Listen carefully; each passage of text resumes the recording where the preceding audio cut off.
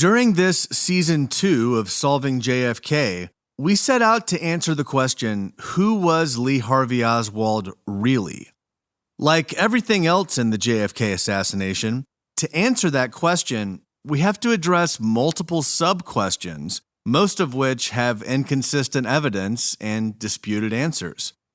In Part 1 of this Season 2 conclusion episode, we look back at the body of evidence that was covered over the last 32 episodes to try to provide an answer to some of the most important questions about the life of Lee Harvey Oswald.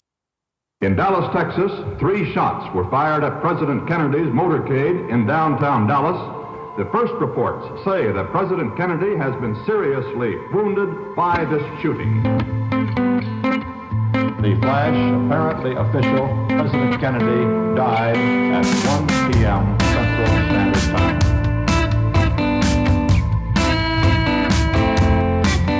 I don't know what this is all about.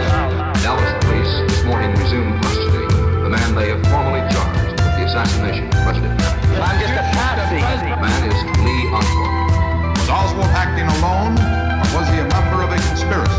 Commission answers, he acted alone. I'm working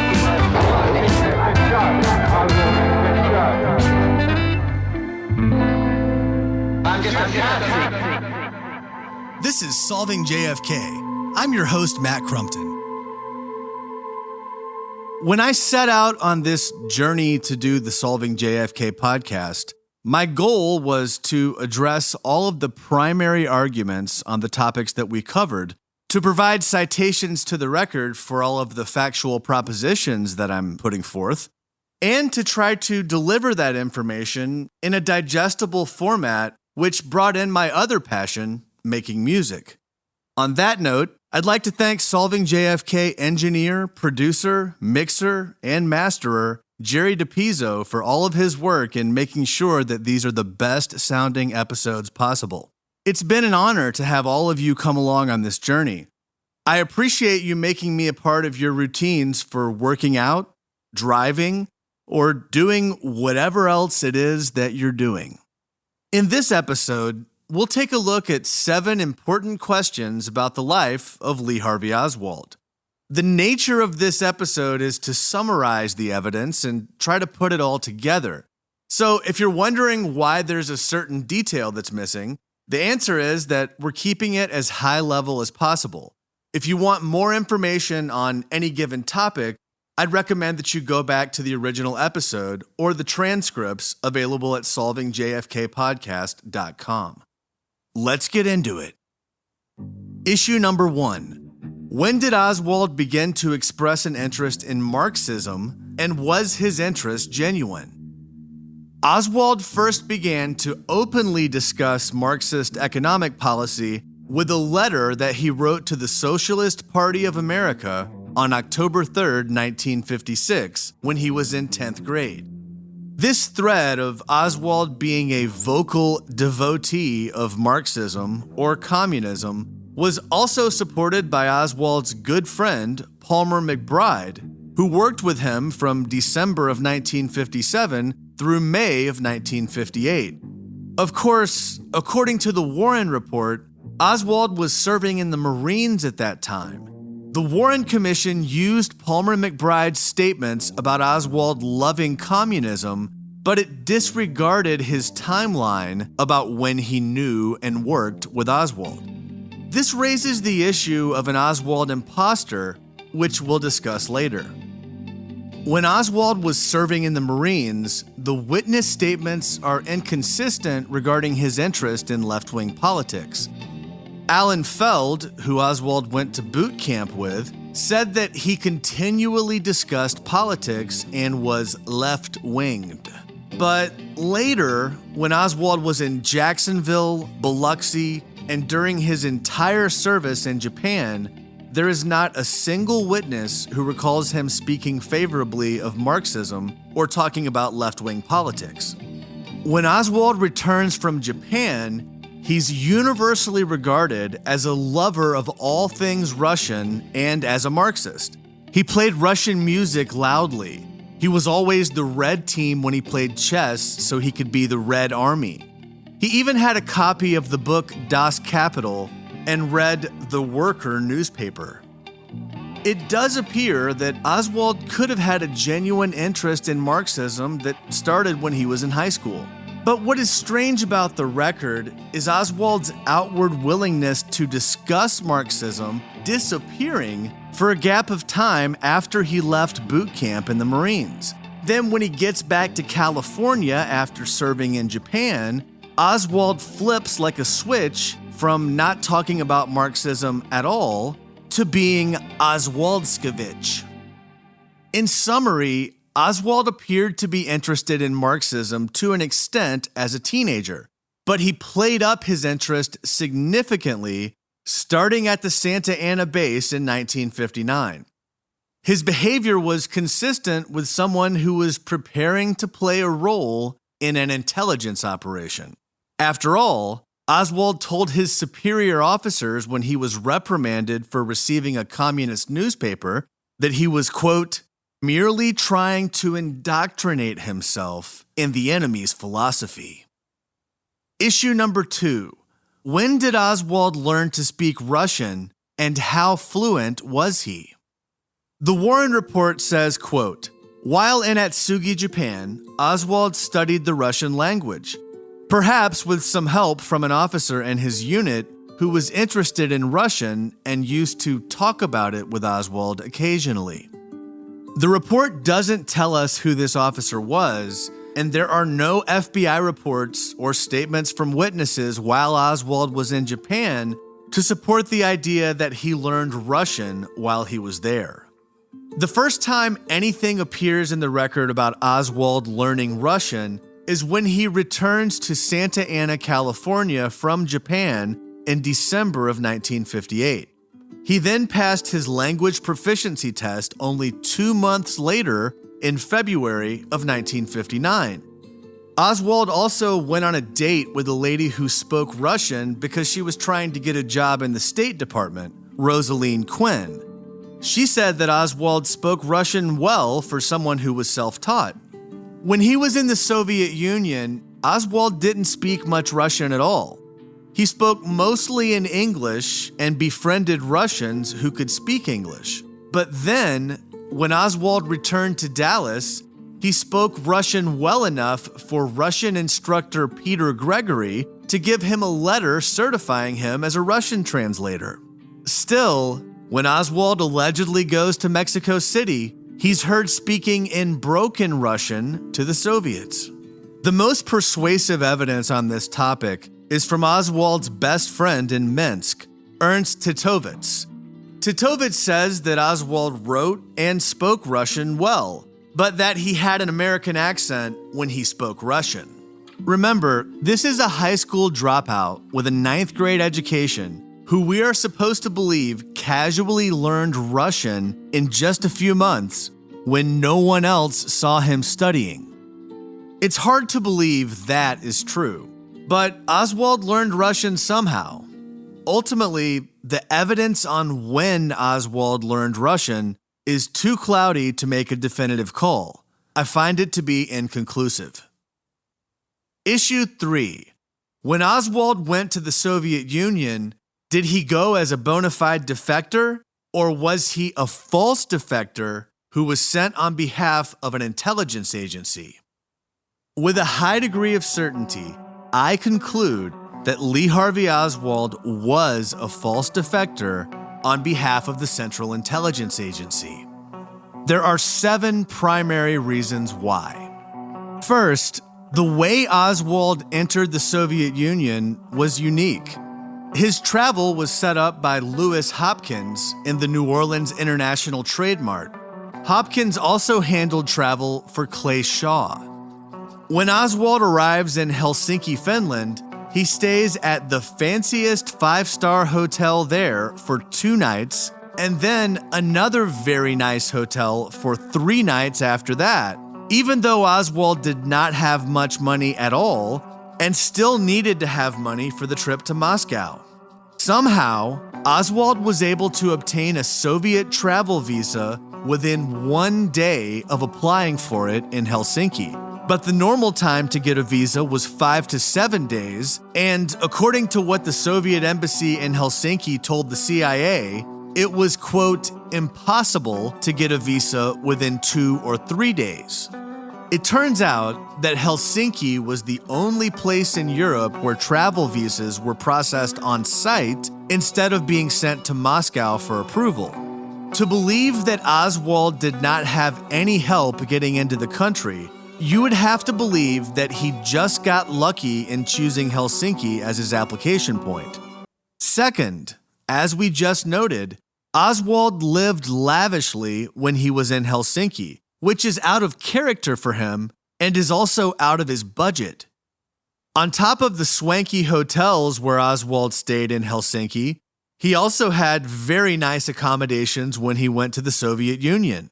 His travel with Intourist, the Soviet travel agency, was booked as deluxe, which was the expensive luxury class.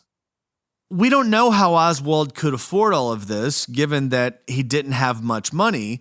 He had already spent a lot of it to get to Helsinki from the United States, and he still needed to have some money left to get around in the Soviet Union.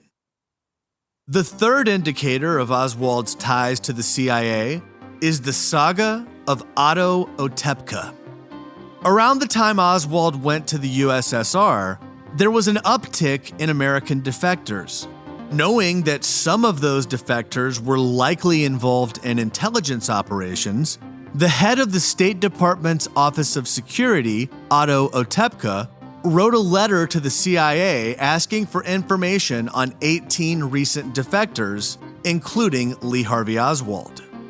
Internal CIA documents show that the Soviet Russia division of CIA, which would normally have jurisdiction over this question, was never in the loop. Instead, the CIA's Office of Security was in charge of looking into the status of these 18 defectors as requested by Otepka. Marguerite Stevens of the CIA was ultimately given the research project, and she was told that she should not look into the status of 7 specific defectors because Otepka already had information on them. This wasn't true. Otepka did not have information on those 7 people. One of the names among those 7 that Stevens was told not to look up was Lee Harvey Oswald. After this incident, Otepka lost access to sensitive cases, was asked to transfer to another division in the State Department, and had listening devices planted in his office. Also, his safe, which had information on these 18 defectors, was broken into. Reason number 4, there was an active operation to place false defectors as spies in the Soviet Union, according to CIA officer Victor Marchetti. Marchetti told the House Select Committee on Assassinations that the Office of Naval Intelligence ran the operation out of Nags Head, North Carolina. Marchetti would potentially be in a position to know as the former special assistant to the deputy director of the CIA. To further support this idea, FBI liaison officer to the CIA, Sam Papich, told the Church Committee in 1975 that he remembered, quote, discussions of a plan to have a CIA or FBI man defect to Moscow.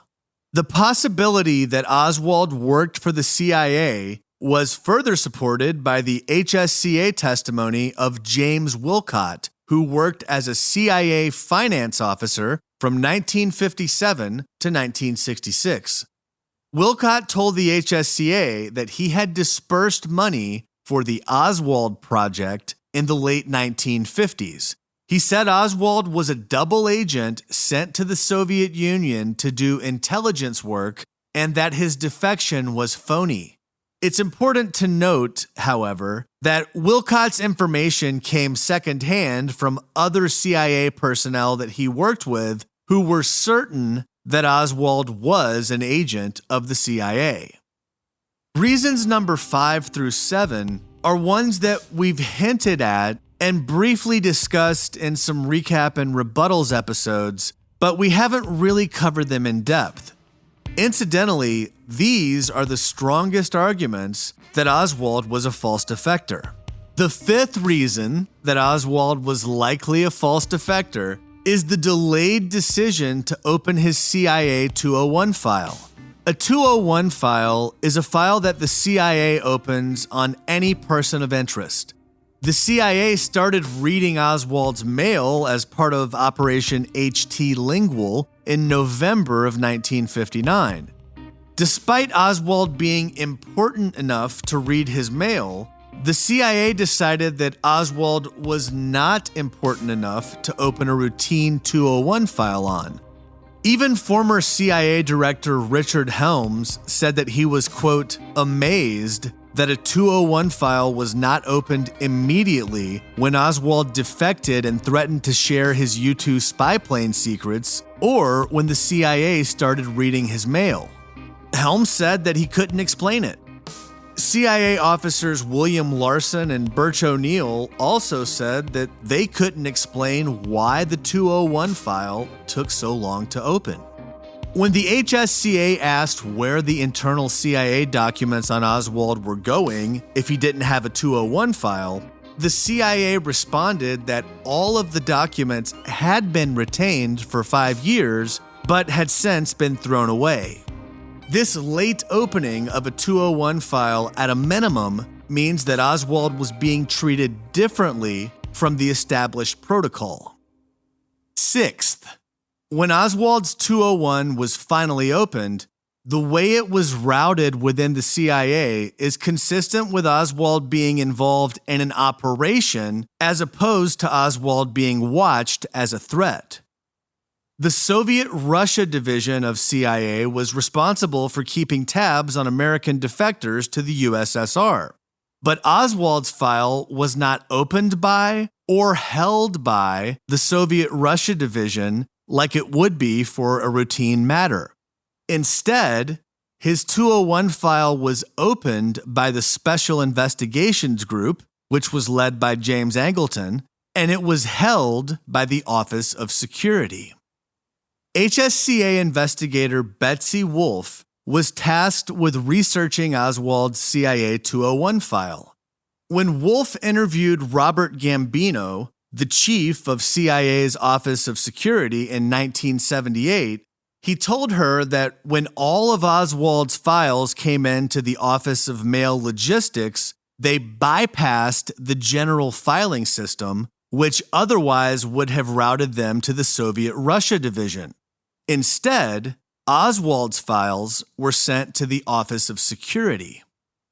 To get clarity on this issue, Wolfe and fellow HSCA investigator Dan Hardaway spoke with Ann Edgerter, who worked in the CIA's Special Investigations Group, aka SIG.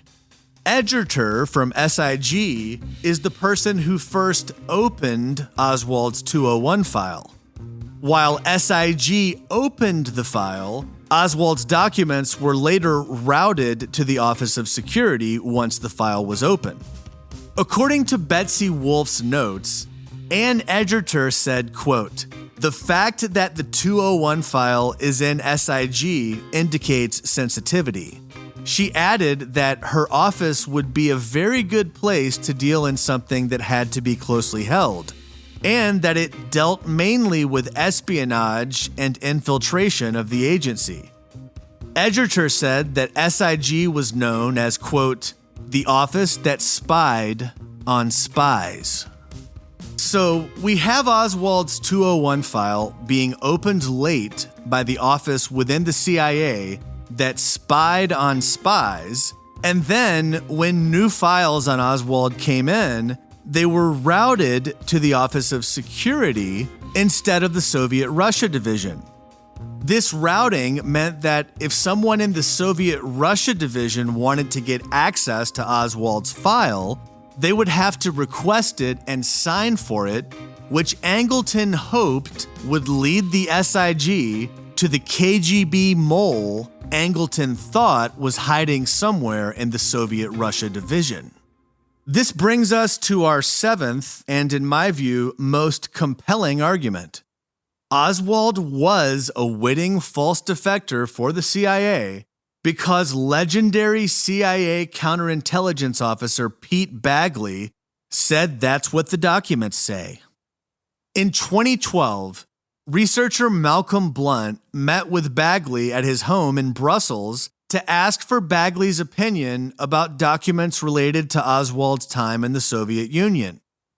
Looking at those documents, Bagley confidently told Blunt that Oswald had to be a witting false defector.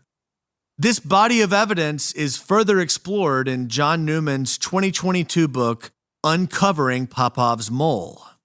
Newman, a former Army intelligence major and assistant to the director of the National Security Agency, says that the decision to send Oswald to Moscow as a false defector was made by the CIA's Office of Security.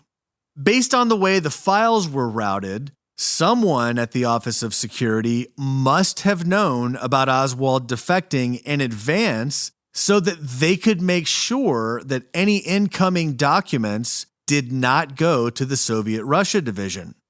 During the Cold War, each country's spy agencies were trying to infiltrate the other. Peter Popov was an American defector in place who passed on secrets about the KGB to the CIA. In other words, Popov was a mole. Before Popov was eventually discovered and executed by the KGB, he told his CIA handler that the KGB knew all about the U-2 spy plane and that there was a high-ranking Soviet mole somewhere in the CIA. This led to a years-long hunt to find Popov's mole within the CIA, and James Angleton thought that the mole was in the Soviet Russia division. Based on documents uncovered by Malcolm Blunt and confirmed by the CIA's Pete Bagley, a mole hunt was set up by Bruce Soley in the CIA's Office of Security that focused on the Soviet Russia division. Soley used Oswald as bait because of his knowledge of U-2 spy planes from his time in Atsugi. The idea was that Oswald would go to the Soviet Union as a defector and share information about the U-2 planes with the Soviets.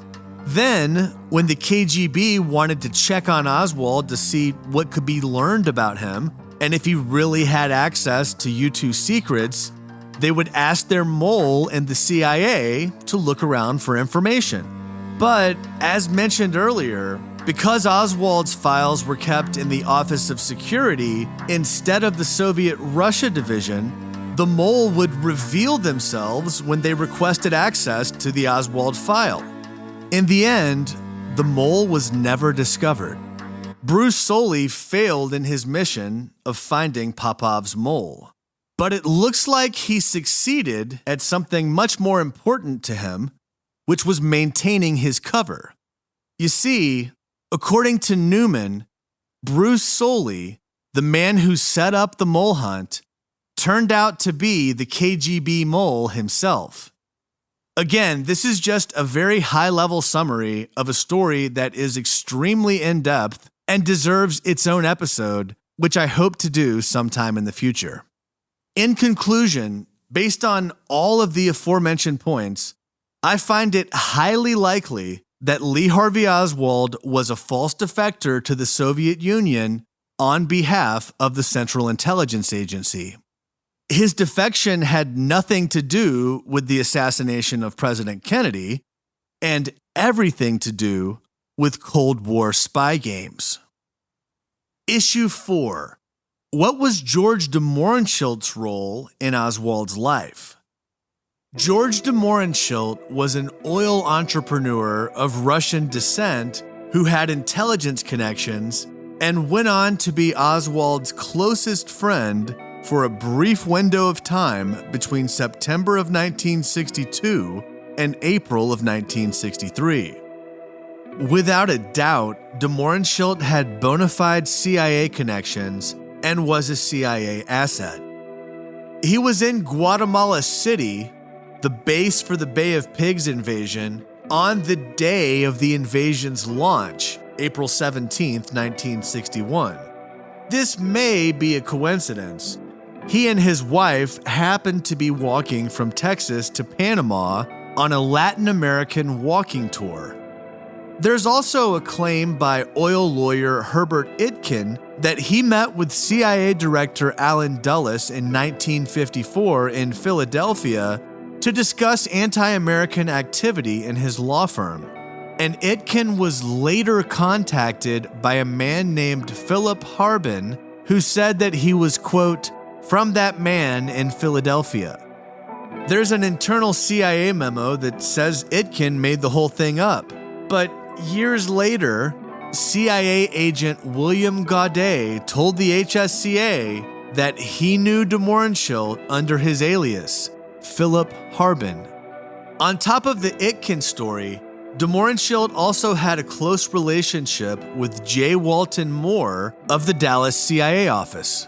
He provided multiple written reports on his oil business travels in Yugoslavia to Moore, and the two men were close enough for Moore to have dined at de Mohrenschildt's home on multiple occasions. The real question is, why did de Mohrenschildt decide to go meet Lee Harvey Oswald in the first place? After all, they didn't meet serendipitously. De Mohrenschildt stopped by Oswald's duplex one day to intentionally try to meet Lee and Marina. The stories are mixed as to why he did that. De Mohrenschildt told the Warren Commission that he thought George Beau, one of the elders of the White Russian community in Dallas, or his lawyer Max Clark told him about the Oswalds, and de Mohrenschildt, quote, got curious what kind of fellow he is and what kind of a woman she is. After meeting them, de Mohrenschildt said that he then asked J. Walton Moore in 1962 if it was all right to know Oswald because he was worried that both of the Oswalds might be Soviet spies, given how easy it was for Marina to leave the Soviet Union compared to other people he knew. De Mohrenschildt said that the CIA man, Moore, told him, quote, Oswald is a harmless lunatic. Moore later denied ever speaking to de Mohrenschildt about Oswald at all. But de Mohrenschildt told author Edward Epstein another story. He said that an associate of Moore's contacted him, gave him Oswald's address, and suggested that he should meet Oswald. In exchange, de Mohrenschildt asked for the State Department to help him with an oil exploration contract in Haiti. De Mohrenschildt told Edward Epstein, quote, I would never have contacted Oswald in a million years if J. Walton Moore of the CIA had not sanctioned it. To recap, we have a wealthy, sophisticated, CIA-connected, 51-year-old international oil man who is Russian nobility and hangs out with right-wing Russians, going out of his way to befriend a 23-year-old avowed Marxist attempted defector who has no money and no prospects. That's the official story. The story that de Mohrenschildt told Edward Epstein sounds more plausible on its face to me, especially since de Mohrenschildt did, in fact, get the contract that he was trying to get in Haiti. Given the strangeness of de Mohrenschildt seeking out Oswald, de Mohrenschildt's own CIA background as Philip Harbin, his personal relationship with J. Walton Moore, and the dueling stories about whether the CIA merely approved the contact with Oswald or whether they directed the contact, it appears that George de Mohrenschildt most likely was gathering information on Oswald, probably on behalf of the CIA. Issue 5. Did Lee Harvey Oswald work with Guy Banister in New Orleans? My answer is yes, unless 9 witnesses were lying. Guy Banister was the former head of the Chicago FBI, where he spent his career spying on leftists and developing people who would infiltrate and inform on leftist groups. Banister then worked for the New Orleans police for a while before opening his own private eye firm, where one of his clients was Sergio Arcacha Smith's Cuban Revolutionary Council. Banister ran background checks on students who wanted to join Smith's group. According to former Banister investigator Joe Oster, Banister did not accept much other private investigation work. Banister also served as the head of the Anti-Communist League of the Caribbean. If it can be established that Oswald worked with Guy Banister, then we would have someone who is ostensibly pro-Castro working with extreme anti-Castro forces. It does appear that Oswald was working for someone when he was handing out flyers, because he told his former attorney Dean Andrews that he was being paid $25 a day to hand them out. While the HSCA concluded that Oswald did not work for Guy Banister, there's additional information that the HSCA did not consider. Both Delphine Roberts, Banister's secretary, and Jack Martin, one of Banister's investigators, said that Oswald knew Banister and had been in the office. But the HSCA disregarded both of their testimonies because each of them had given statements where they failed to mention Oswald's connections before. I believe that Roberts and Martin may have been telling the truth, but for a moment, let's just ignore their testimony. Louisiana State Police Officer Joseph Cambra told the HSCA that Oswald's name was found among Guy Banister's Fair Play for Cuba files as one of the main subjects. But the HSCA did not believe Cambra because he didn't have the documents, and because the HSCA said that they didn't have any other proof of Banister working with Oswald. But even if we ignore Delphine Roberts and Jack Martin, there are still at least 7 other people who are on the record one way or another saying that they saw Oswald with Guy Banister or they heard Banister talk about Oswald.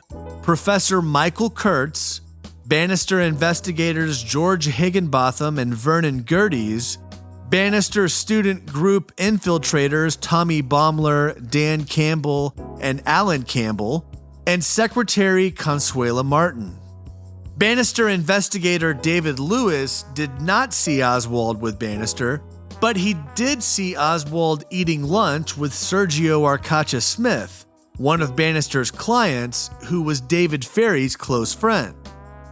For a pro-Castro sympathizer like Oswald to be having a friendly lunch with one of the leaders of an anti-Castro Cuban exile group does not make any sense, unless one of them is not genuine in their public presentation. Probably the most persuasive account of Banister knowing Oswald is from William Gaudet, a former CIA agent who saw Banister speaking to Oswald in front of the International Trade Mart. Gaudet said that Oswald and Banister were not strangers, and it looked like Banister wanted Oswald to do something. What is surprising about Gaudet is that the HSCA used him as a credible source for information that he gave when it came to Oswald in Mexico City. But for whatever reason, the HSCA, despite finding Gaudet to be a credible source, ignored what he told them about Oswald and Banister. The counter-argument to all of these sightings is that the people who are saying they saw Oswald were not telling the truth, or they simply were wrong. If the evidence was all about witness testimony alone, it would potentially be a closer call because some of these witnesses do have credibility issues, as noted by the HSCA's failure to believe Delphine Roberts and Jack Martin. Nevertheless, there's another piece of evidence that ties Oswald to Banister's office: the infamous first edition pamphlet of The Crime Against Cuba that has a stamp for 544 Camp Street. Banister's office was located at 531 Lafayette Street, on the corner of Lafayette and Camp. The second floor to the same building was 544 Camp Street. The existence of this stamp potentially connects Oswald with Banister's office, and there are a few things that make the 544 Camp Street stamp even more suspicious. First, the edition that Oswald was handing out is the first edition, which was printed in June of 1961. By December of 1961, the pamphlet was on its fourth edition. This means that Oswald would have had to obtain the pamphlets while he was in the Soviet Union, which is not possible. Or Oswald would have had to find some first edition pamphlets somewhere else. A possibility for where that could have been is that the pamphlets came from the CIA. This is because there's a receipt from the CIA mailroom on July 29, 1961, where the agency ordered 45 copies of the first edition of this pamphlet. Second, getting back to the 544 Camp Street address, Jesse Core, an FBI informant, mailed the pamphlet to the New Orleans FBI with a message on the front that said, quote, "Note inside back cover." The inside back cover is where the 544 Camp Street stamp had been placed. Third, the head of the New Orleans FBI, Harry Maynor, wrote a memo to the FBI HQ that said, quote, "Several Fair Play for Cuba pamphlets contained address 544 Camp Street, but that sentence, while it remained legible, had been stricken through by Maynor." This shows that he received the message from Jesse Core about Oswald handing out the pamphlets with the 544 Camp Street stamp, which apparently was of note to the FBI.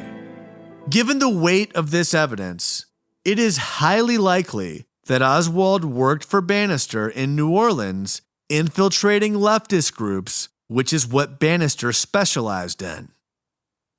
Issue 6. Did Oswald travel to Jackson and Clinton, Louisiana, with David Ferrie and Clay Shaw?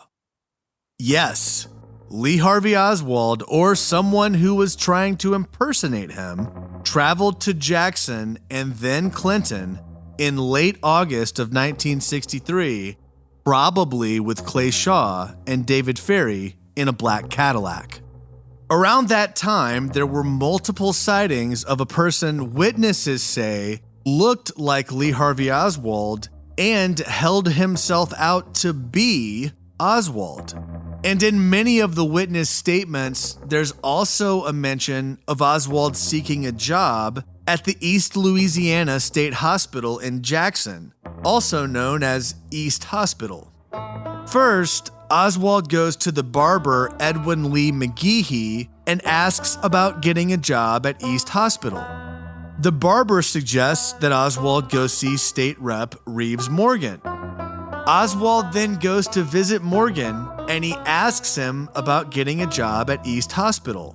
Morgan tells Oswald to go register to vote, which may help him get a job. Oswald is then seen standing in line waiting to register to vote by Corey Collins, who was the leader of a group that was conducting a voter registration drive that day. While Oswald is waiting in line to register, Town Marshal John Manchester checks in on a mysterious black Cadillac with two men inside. Marshall said the driver told him that he was from the International Trade Mart in New Orleans and later identified the driver as Clay Shaw. Corey Collins, William Dunn, and Henry Clark all identified Clay Shaw and David Ferrie as the men in the black Cadillac. Once Oswald gets to the front of the voter registration line, he talks to Henry Palmer. He uses a Navy ID card that says Lee Oswald and asks about getting a job at East Hospital. Palmer turns Oswald away because his address said New Orleans, which meant that he couldn't register to vote in Clinton. After Palmer told Oswald that he didn't need to be registered to vote to work at East Hospital, Oswald then went to East Hospital, where he spoke to Bobby Deedon, who says that she gave him directions to the personnel office. Maxine Kemp and Aline Woodside also confirmed that Oswald had applied for employment at East Hospital, but the file had gone missing. Based on this information, it is highly likely that Oswald or an impersonator visited Jackson and Clinton. He used his name. The witnesses said that he was the same Oswald from TV, and there is the common thread about Oswald wanting a job at East Hospital. Not to mention that he follows the advice of each person logically to move on to the next step. It's likely that Clay Shaw and David Ferrie were with Oswald, which, if true, would put Oswald once again in a circle of right-wing anti-communists, which is consistent with Oswald working with Banister and hanging out with people like Sergio Arcacha Smith. Issue 7 is Jim Garrison's story about Oswald meeting with David Ferrie and Clay Shaw to plan a conspiracy to kill President Kennedy true? No, I don't believe so. Jim Garrison's theory of the case that he ultimately presented when he charged Clay Shaw with conspiracy to kill President Kennedy was that Lee Harvey Oswald was seen at a party at David Ferrie's house talking with Ferrie and Clay Shaw about killing President Kennedy in a crossfire. According to Garrison, this was all overheard by star witness Perry Russo, who was there at the party. There are a few reasons that this theory is not persuasive to me. First, the allegation made by Russo about this conversation at Ferrie's party was too vague to be actionable. Even if Russo really did overhear what he says he did, all he says he heard is 3 guys vaguely talking about shooting Kennedy and then what their potential alibis would be. There are no details beyond that. Second, Russo said that Oswald had a beard at the time, but Oswald is never known to have had a beard. Third, the basic theory of the conspiracy puts Oswald as one of the multiple shooters. This is not consistent with the evidence that we've studied, which casts significant doubt on the idea that Oswald could have been on the 6th floor at the time the shots were fired.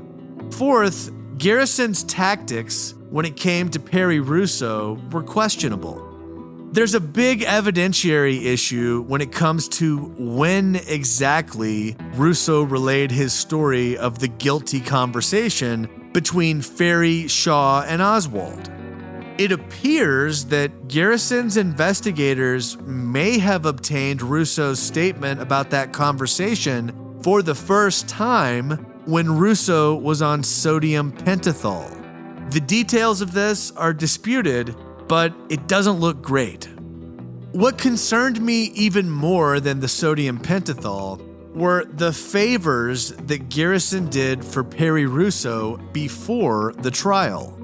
Garrison called in a favor of his own to the governor to have one of Russo's friends reinstated at Louisiana State University after his friend had been kicked out.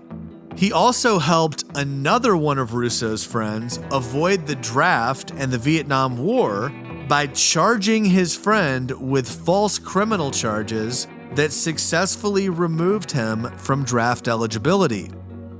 Those actions can be seen as effectively bribing the star witness, whether that's what Garrison was trying to do or not. So, while Jim Garrison did not prove his case, his investigation did bring to light some facts that are key to our understanding of the assassination today. As noted earlier, Garrison established that 1. Clay Shaw, David Ferrie, and Lee Harvey Oswald very likely traveled to Jackson and Clinton, Louisiana together. 2. Oswald did work with Guy Banister, and he was seen by multiple witnesses at 544 Camp Street. And 3. Clay Shaw and Clay Bertrand were the same person. This is important because Dean Andrews told the Warren Commission that Clay Bertrand called him to represent Oswald after the assassination while Andrews was recovering from pneumonia in the hospital. So proving Bertrand is Clay Shaw also establishes that Clay Shaw was trying to get Oswald a lawyer, which shows that Shaw knew Oswald. That's all for part 1 of this season 2 conclusion. Next time on Solving JFK, we continue making determinations about Lee Harvey Oswald's life with the second half of the season 2 conclusions episode. If you heard anything that you believe is out of context, or if you have additional information to offer, you can let us know at solvingjfkpodcast@gmail.com. Please provide citations to the record for any fact that you're relying on. For transcripts, sources, and official podcast merchandise, visit solvingjfkpodcast.com. In Dallas, Texas, 3 shots were fired at President Kennedy's motorcade in downtown Dallas. The flash, apparently official. President Kennedy died at 1 p.m. Central Standard Time. Thanks for listening. Visit solvingjfkpodcast.com for more information. I'm getting